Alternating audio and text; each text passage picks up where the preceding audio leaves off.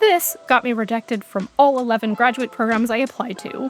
And this got me accepted to Cambridge.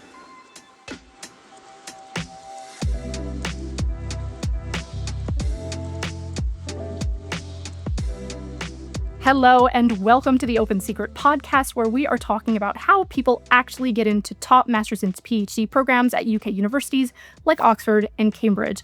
I am your host, Dr. Claire Bergstrom-Johnson. I'm an Oxford DPhil graduate, a Clarendon Scholar, and an Oxford Fellow, and also the CEO and founder of Oxbridge Admissions Club, where I help people from all over the world, no matter where they come from, attend top UK universities like Oxford and Cambridge for postgraduate programs so that they can make their own unique impact in the world.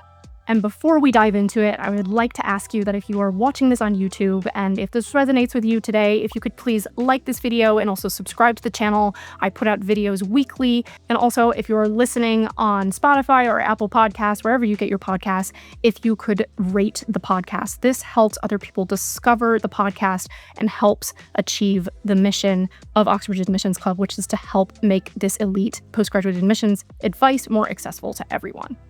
So before I begin, I want to start with a little caveat. The first time that I applied to master's and PhDs, I applied only in the US. At this time, I hadn't considered universities like Oxford and Cambridge before. So then you may be thinking, Claire, wait, the only reason that you transformed your rejections to acceptances is because you just tried a different system. I understand why you might think that, but actually in the same round that I ended up getting my fully funded offers to Oxford and Cambridge, I was still rejected to both Oxford and Cambridge in the same round.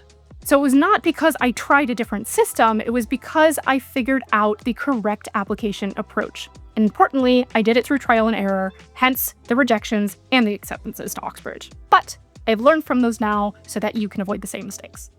So what we are going to be doing today is going through the personal statement that got me rejected 11 times versus the personal statement that got me accepted to Cambridge. And with that, let's go through the personal statements. So this is starting with my MIT PhD in biology personal statement. Now, I recognize if you're listening to this, you might not be applying in the medical sciences. This will still apply to you. I help students from all different disciplines because the foundational concepts for what makes a strong personal statement and what makes a strong postgraduate application are actually the same. That is why I have helped people get accepted from practical ethics and English to particle physics, astronomy, and a whole bunch of other really random, really cool programs. Okay, so starting with the MIT personal statement.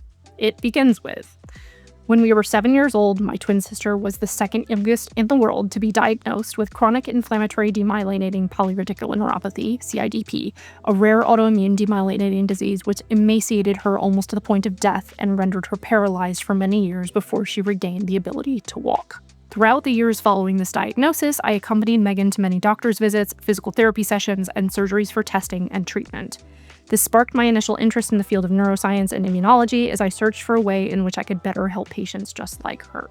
So, a pretty gripping opening, right?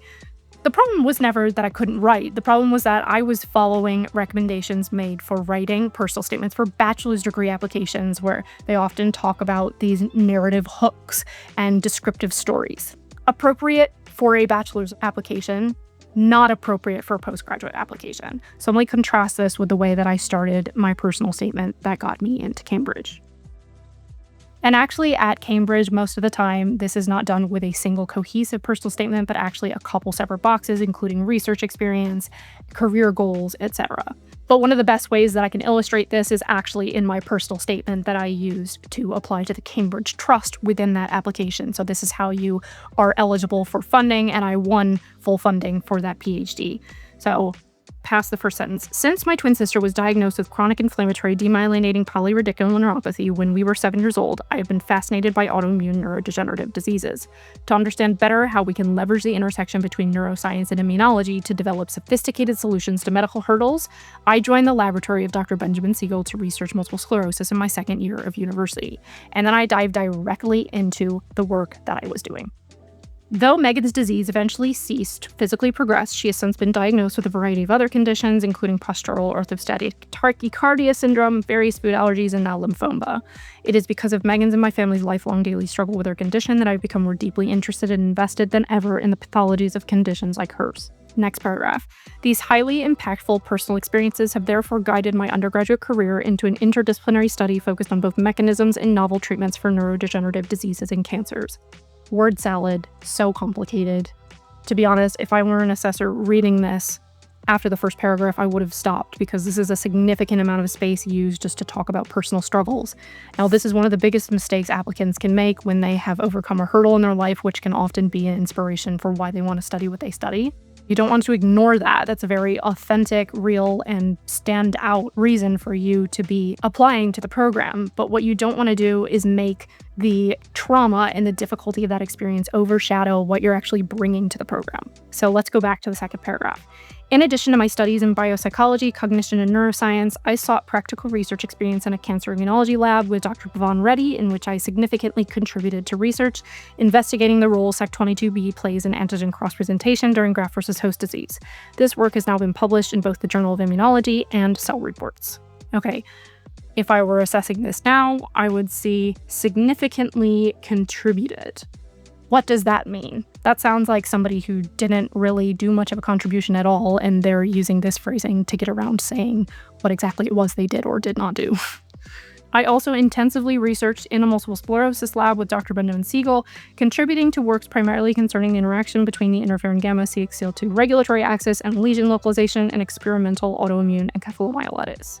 With these research experiences, I gained knowledge of the immunological implications of both cancerous and neurological pathologies, as well as proficiency in a wide array of molecular, cellular, and immunological techniques such as rodent dissection, immune cell analysis, and flow cytometry.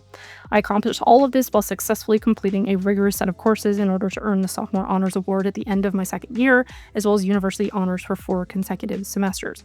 So there are some good elements in here talking about awards and the grades that I achieved while I was doing this, but again, it is not specific. So I would be curious to see in this statement, we'll go over later, do I even mention specific groups I want to work in? But that's what I should be pointing out in here is like what particular research experiences and techniques have I worked with in these groups that matter for the PhD I'm applying to. Otherwise, it doesn't really matter to mention these. I believe I was trying to sound like I kind of knew what I was talking about by talking about the topic of these research labs. But all I said that I did in that multiple sclerosis research lab, for example, is intensively researched. I didn't say anything else. Essentially, what I did was just regurgitate my CV, rather than making an argument for why my previous experience was a reasonable and appropriate fit for the PhD I was applying for. So, continuing. More recently, in order to better understand the cognitive aspect of some neurodegenerative conditions, I have pursued specialized topics in cognitive neuroscience in both the Netherlands and Denmark, including subjects such as applied cognitive psychology, emotion and cognition, and consciousness. So at this point, as an assessor, I would be thinking, okay, she's done a lot, but I don't really see what's the common thread here. How is any of this related to what she said in her first paragraph about CIDP? She's taking a really long time to get there. I'm a busy professor assessing this application. I don't have time to find out. Okay. To further fuel my passion for neuroscience, this year in Denmark, I attended the LSAS Foundation Midsummer Lecture, as well as the Brain Prize meeting, for which my attendance was sponsored in full by the Lundbeck Foundation. Okay, it's nice that I mention a conference attendance. Ideally, you would want to say something about maybe a poster that you presented. I didn't have that at the time. I also exercised my capacities in project and time management in such diverse settings as the U.S. Embassy in Berlin and the National Coastal Authority of Albania during my time abroad. So again, I'm being really, really wordy. This is going to depend on the discipline you're applying to. For example, there's a little bit more room for this in humanities versus the sciences, but in academic writing, you generally need to be quite succinct and you need to get to your point quickly and not necessarily in as few words as possible, but not in prose like this. And that is something that I have actually, despite my strengths in writing over the years, it's something that I've repeatedly struggled with, and one of the biggest errors that I made in this personal statement. Okay. So going back to the U.S. Embassy and National Coastal Authority in Albania, this gave me the invaluable opportunity to learn important skills for the field of biology, such as critical thinking and writing, as I functioned in a fast-paced, high-stakes environment with deadlines of international importance. Okay, still an extremely long sentence. I don't even need to say field of biology. Say learn important skills for biological research. That was actually something that I had an instructor in a first-year course that I took at the University of Michigan during my bachelor's degree emphasized to me is find all the places that you can take out prepositions, like field of biology of. How can we take out that preposition? So if you struggle with a similar issue, that might help you. Okay, altogether, this has set the stage for the systematic review I am currently writing by invitation from Biological Psychiatry for the Neurocognition and Emotion and Affective Disorders group in Copenhagen. My work with this group has critically furthered both my understanding of and interest in neurodegenerative diseases, as well as the various aspects of cognition affected by them and novel ways in which to treat resulting cognitive deficits. Again, so many prepositions. Also, at this point, I think it sounded fancy saying that this was written by invitation, but obviously any assessor reading this knows that invitation was extended from the journal to the people who lead the group. I, having been an undergraduate student, being involved in writing that, was no part of that invitation, so it was nothing prestigious for me at all, actually. And the first thing that I mentioned about that is what it did for me, that it increases my interest in neurodegenerative diseases. Okay, so I've established I have a lot of interests, right? But the very first thing I should have established about this is what did it improve in my understanding that actually would help me accomplish the PhD that I'm applying for? In all, I think I kind of treated this personal statement as a, look at all the things I've done, I hope that you find one of them at least is relevant and interesting to you and will make you pick me, versus a very targeted focus on what is actually relevant to the application in the program. So, second to last paragraph, I would like to now follow up on all of these experiences, research and otherwise, by investigating the mechanisms underlying neurodegenerative diseases and cancers, as well as novel ways in which to treat them. I am particularly interested in the work of a few groups at MIT investigating the use of stem cells, not only to study the pathogenesis of certain neurodegenerative diseases using genetically homogeneous secondary mouse and human somatic cells that carry reprogramming factors, but also to better understand the mechanisms that direct self-renewal and differentiation of stem cells in normal and cancerous tissues through the employment of novel screening strategies. In light of both my prior personal and research experiences, I am also particularly intrigued in groups at MIT working to better understand the interaction between the immune response in cancer, as well as the mechanisms of cancer immunotherapies through the study of humanized mice. I believe that through better understanding and usage of these tools, we may begin to develop more effective treatments for a host of conditions ranging from autoimmune diseases to lymphoma and more. Okay, so I made an attempt at trying to identify topics of interest and groups at MIT. The problems here are that I don't name a single specific group. And that is one of the biggest failings of this personal statement. Especially if you're applying for a research degree, you need to name specific laboratories, specific groups. Again, this is not just for the sciences, so specific groups, specific professors you'd like to work with. This entire paragraph is only, 1, 2, 3, 4 sentences for 1, 2, 3, 4, 5, 6, 7, 8, 9, 10, 11, 12 lines. So that means each sentence on average took up 3 lines. That is way too long. I'm not saying all your sentences need to be 7 words or shorter, but this is certainly not following good standard writing conventions where you vary sentence length. It's also just stuffed with a whole bunch of words that, again, was just trying to sound impressive, but really wasn't communicating any single cohesive idea. I mixed neurodegenerative diseases with cancers, and really I should have just picked one in this personal statement. Now, at the time, my twin sister had just been diagnosed with lymphoma, so that is why that was an interest of mine in this personal statement, but I threw that in because it was my true interest, not in a strategic way. I should have just picked one for this personal statement. I tried to make a connection with my interest in stem cells, but at that point, I hadn't had actual real experience with stem cells, so there was nothing for me to draw on it. I didn't make it really easy in about a minute or less for the person to see, okay, this is the program she wants to apply to. Here's why she wants to apply, both, yes, personally a little bit, but more so why it makes sense for her future goals. Okay, she's got the experience that shows she can rock up to this PhD program and she's not just starting from square one and needs to have her hand held the entire time. And she can articulate the experience that she has gotten and clearly articulate scientific ideas. Insert your discipline of choice. The final paragraph. Especially as I have had the opportunity to explore a variety of areas both inside and outside of the sciences, I have learned that my mind yearns for and thrives off of the mental stimulation and challenge that rigorous scientific research provides. And if you're listening, I am raising my eyebrows, and the viewer can probably figure out what I'm going to say about this in a moment. Okay, going on to the second sentence. Earning a PhD in biology at MIT would provide the solid education I need to eventually conduct research in my own laboratory, specifically investigating neurodegenerative autoimmune conditions like CIUP, and would allow for the highly collaborative research environment necessary for solving these most perplexing biological challenges. The leading researchers, technologies, and facilities that MIT provides would give me the unique potential to develop therapeutic methods by which to impact and treat individuals like Megan with applications to a diverse and critical array of neurological and immunopathologies. With access to these state-of-the-art resources, this comprehensive program would thus lay the foundation for a research career close not only to my professional aspirations, but my personal passions as well. Okay, so again, maybe in a bachelor's degree statement using things like my mind yearns for and thrives off of the mental stimulation and challenge, there's just no, please don't do this in your postgraduate personal statement. It reads so amateurish. In addition, in this entire personal statement, pretty much, I could have swapped MIT for Harvard or Oxford or Cambridge or any other university. As soon as I read things like the leading researchers, technologies, and facilities that MIT provides, I ask, okay, what researchers? Which technologies? What facilities? These are things you need to do your research on, and you need to just strategically mention those things in your personal statement. Of course, there are the right and the wrong ways to say this, and there are things that you should include, you shouldn't include, which, by the way, I go far more in depth into things like that inside my personal statement success pack inside the Application Accelerator Toolkit, which you can find linked below this video or in the show notes.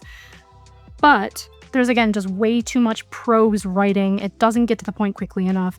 This is also an incredibly long personal statement. It is 1, 2, 3, 4, 5 paragraphs. Now, I would assume that is because they technically gave me that amount of space, but that does not mean that you need to use all of that space. I take an inordinate amount of time to get to my points. I don't make it any clearer for the reader by the time they get to the end of this personal statement how all of this fits together. It seems like somebody who's definitely passionate and interested, but everyone applying to these programs is passionate and interested. You need to demonstrate what experience, real-world experience you have that makes you a good candidate for the program that you're applying to, as well as concrete examples of the things that you've done and concrete ideas for what you would like to do in the future. These are all elements of a very strong personal statement that I made weak attempts, albeit they were attempts, but they were very weak. And this is because I did not know what I was doing. I was taking advice from people who, while they meant well, did not know how to apply to these programs. And if they had ever applied to a doctoral program, it was decades ago. By the way, if you're watching to this or listening to this, Dad, I love you. I know you want the best for me. I know you tried your hardest, but you did get your PhD a really, really long time ago in the United States, so completely different system, and I just didn't know any better. I love my dad. He's great. He's a clinical psychologist, and he's an amazing researcher as well. So you can have family members like this or friends that literally they would do anything in the world to help you, but they just can't know this stuff unless they've been through the system. And recently, because higher education has changed a lot since the COVID pandemic, as well as the advent of AI. So this is why I always say that it is very important to be getting your application and admissions advice from somebody who has been in the system before. So not just somebody who's been maybe on an admissions office at a university, but they've actually gone through that application process themselves, and they have done it recently, not decades ago, because things have changed a lot. Oh, and the last thing that I want to point out in this personal statement, a mistake that I made, is that I made it all about what MIT could do for me. I didn't say anything about really what I could contribute to MIT. Now, this is a little different between US and UK programs, and we focus on UK programs in this YouTube channel, so I won't dive too much into that. But you don't want the person reading this to feel like you're just going to come and take, that you recognize this is a two-way street, and the institution, yes, they are educating you, and you or a grant are paying the money for that education, but that it still is a two-way street. You're not just looking to attend and take everything that you can, but you also want to contribute. Okay, and now let's look at my Cambridge application. Now, like I said, Cambridge applications are a little different in that there's not always a cohesive personal statement you need to fill out. Sometimes there is, sometimes there isn't, but there are a couple boxes here that I had to fill out, including for research experience, for career goals, and also something that was called a personal statement for the Cambridge Trust specifically. But as you can see, even all of these together take up less space than that personal statement that I wrote for MIT. And that is one of the quickest ways to know that you are getting to your point. Okay, so in order to give you an idea of how I made these different elements from that original personal statement into something completely different, I'm going to read each of these different boxes to you from this Cambridge application. So first, let's start with my research experience. After volunteering during my first year at the University of Michigan Cancer Center investigating the role Sec22B plays in antigen cross-presentation in graft versus host disease, I joined the laboratory of Dr. Benjamin Siegel to research the immunology of multiple sclerosis. There, I was independently responsible for the EAE adoptive transfer process and disease progression in mice using a host of immunological assays. I then explored neurodegenerative neuropsychiatric disorders at the University of Copenhagen, resulting in a 2019 publication in European Neuropsychopharmacology as a first co-author. This led me to join the laboratory of Dr. Jeffrey Macklis at Harvard University, focusing on elucidating the behavioral effects of mutations in a transcription factor associated with autism spectrum disorder and delineating how we can utilize stem cells to repair neural networks. While my work at Harvard solidified my interest in studying neurodegenerative diseases, I desired more translational research experience. This led me to join Platelet Bio, a startup generating platelets from human pluripotent stem cells. I spearheaded several projects, including optimizing a defined media formulation for our differentiation process and scaling up our platelet purification process. I recently led the optimization and scale-up of the drug product production process as a subject matter expert for our ITP preclinical pipeline, doubling output in order to enter the clinic in 2021. So just by hearing that, you can probably see how it is leagues different than my MIT personal statement, but let's point out a few things in particular. One, I do want to acknowledge the fact that between those rejections and acceptances, yes, I did get a bit more experience. So that was different, and it was something that I needed to improve before I reapplied. However, I had far more to say than I had to say for my original personal statement to MIT, but I spent far less room writing it, partially because I have this word count limit here, you can see, 1,500 characters, but it's good that I had that because it made me be succinct, and I would even encourage you to enforce these sorts of word count limitations on you, even if you don't have them for your applications, because it will make you be a lot more succinct. I also stopped using vague words for the most part, so I talked about what I actually did in these laboratories, elucidating the behavioral effects of mutations in a transcription factor. I talk about in my most recent position what I actually did at that company versus general vague buzzwords. I talk about right at the beginning in that multiple sclerosis lab, instead of just significantly contributing to multiple sclerosis research, I talked about what I was independently responsible for, that disease model, that adoptive transfer process, the disease progression in mice. Let's move on to the career goals box now. Since my twin sister was diagnosed with chronic inflammatory demyelinating polyradicular neuropathy when we were 7 years old, I have held a keen interest in neuroimmunology. A PhD from the MRC DTP program at the University of Cambridge is a critical next step toward achieving my career goal of advancing disease-modifying therapeutics for disorders like CIDP. To achieve this goal, I aspire to become a faculty member at a research university, directing a laboratory and teaching future scientists.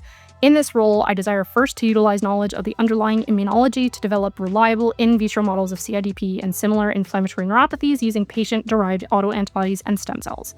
I will then use these models to investigate novel regenerative mechanisms to restore loss of function. Eventually, I aspire to start my own biotechnology company based on this research to improve the lives of people just like my twin sister.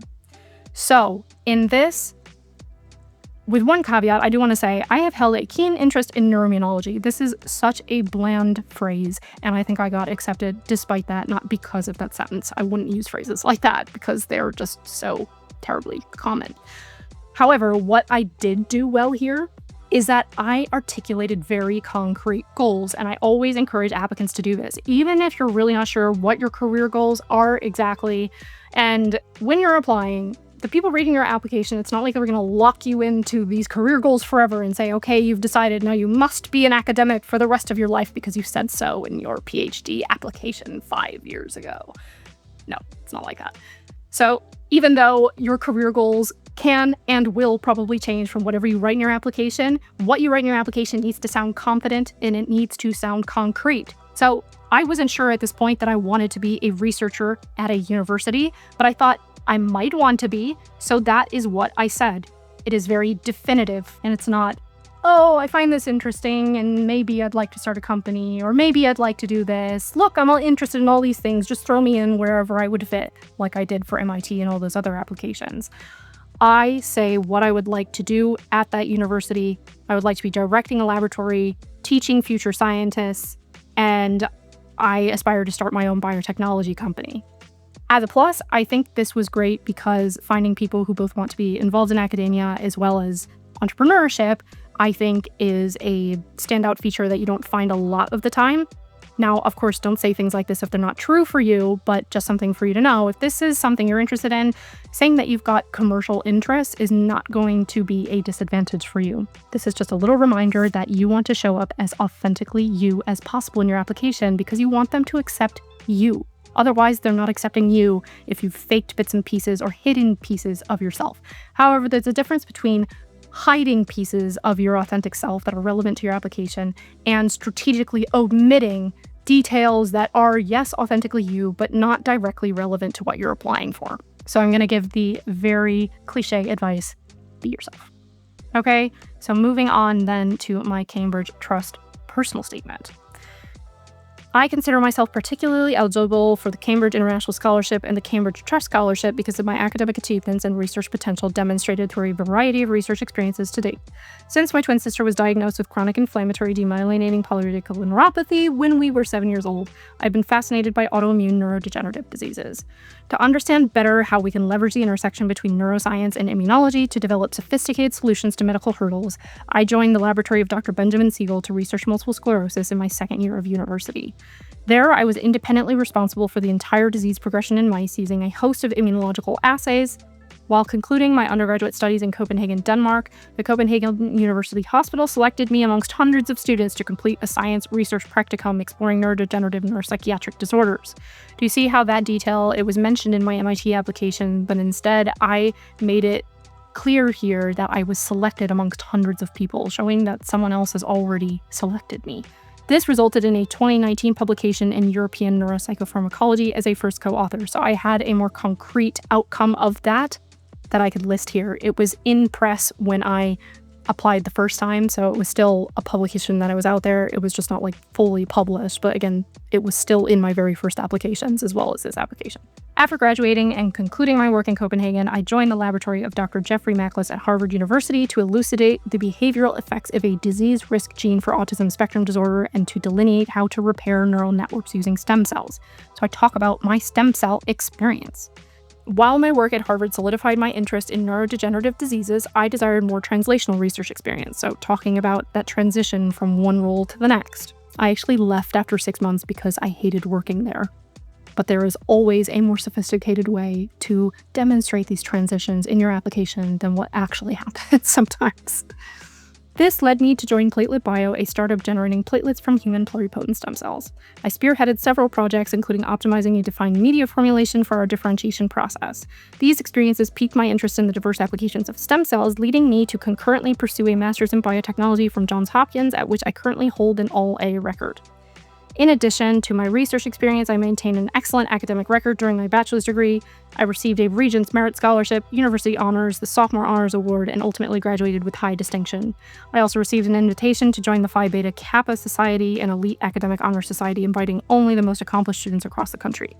In addition, I was named a James B. Angel Scholar, the highest academic honor given at the University of Michigan, for achieving an All-A record for 2 or more consecutive terms.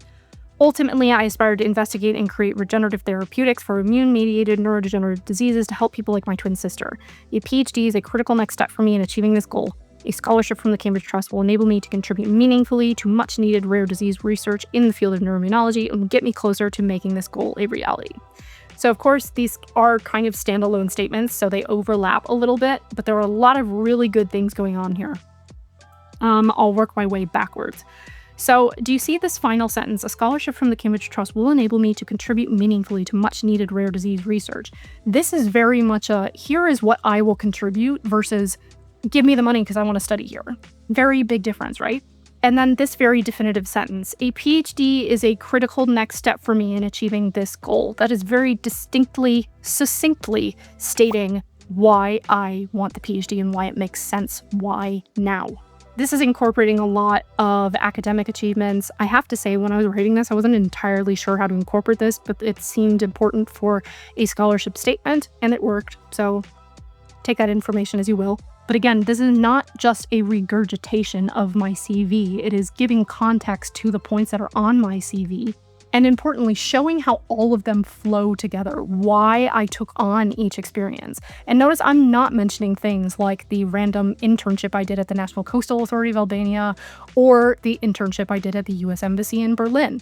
Especially that internship in Berlin Yes, it was prestigious. Yes, I went through a rigorous, very selective interview process to get placed there, but it didn't matter. It wasn't relevant for this program. So I didn't spend time talking about it here. So I was really shifting from a mindset of, let me try to make myself look as impressive as possible, to let me demonstrate why I am the perfect fit for this program and for my future career goals based on the experience I already have.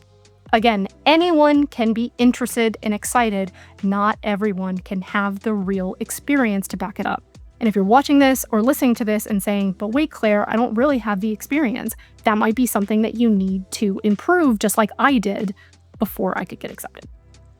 But in each of these statements, there are 5 different things that I want to point out that were drastically improved on my personal statements that I used for places like MIT, what I showed you before. And one of them is that there is one through line throughout. I talk about CIDP, interest in neuroimmunology, PhD will help me get there, disease-modifying therapeutics for CIDP, want to be a faculty member with a lab teaching scientists. I want to use underlying immunology knowledge to develop models of CIDP, patient-derived autoantibodies and stem cells instead of innovative methods.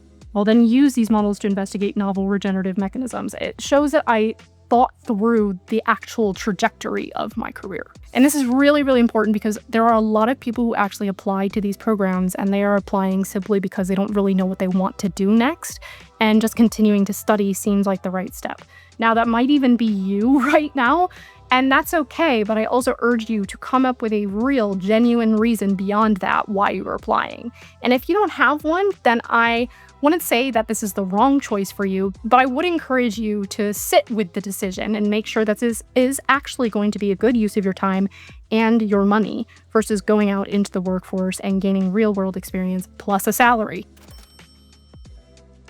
Okay, getting off my high horse now, the second thing that I do really well in here is that it is almost entirely still about what I would do, not about what I've done. This depends on the statement. For example, career goals is much more forward-facing than my research experience, but I focus on what it is asking me to focus on right within that box. Okay, so the point that I want to make here is that these personal statements, the first one was not written by a worse candidate. It was just written by someone who thought that the aim was to sound as impressive as possible. But really, the job was to make an argument, and that is exactly what I did in my second applications. Okay, so I hope that has helped to give you an idea of what it takes to have a successful personal statement that gets accepted versus making all of these mistakes that will get you rejected. But I have found before applicants can even begin to think about steps like a personal statement, first they need to know whether they're actually competitive. It's one of the biggest, most common questions I get asked all the time by people thinking about applying to these programs is, am I actually competitive? Am I actually good enough? So that is why I have made a diagnostic workbook called the Oxford Postgraduate Roadmap. And in it, in an hour or less, you score yourself on my 7-factor competitiveness framework. This framework is based on the patterns I have seen across over 30 accepted and funded master's and PhD applications from Oxford, Cambridge, and other top UK universities that I find predict competitiveness, not what you just read on the university's websites. And importantly, they are all factors that you can control, even your grades in a degree you have already finished. I share all of that inside the roadmap, as well as exactly what to do next to start filling any gaps, because I truly believe anyone is capable of getting accepted into these universities armed with the right information. That is exactly why I made this roadmap. So if you're interested to see where you score and you'd like to get that roadmap, you can either check the link below this video or in the show notes. And with that, thank you for listening to another episode of the Open Secret Podcast. I will see you in the next one.